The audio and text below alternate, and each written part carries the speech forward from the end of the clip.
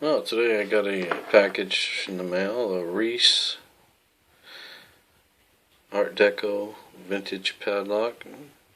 It's in pretty decent shape. It's not all rusted out or nothing. Got the original key, which makes it a little more valuable. I'll be bypassing it with the good old skeleton key. I was trying a few different ones, but this one goes all the way to the end, then back out a little bit, and to the left, counterclockwise. That was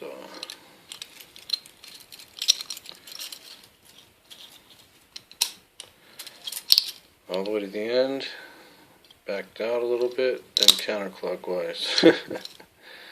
Alrighty, that's the vintage Reese Art Deco padlock bypassed. Thanks for watching.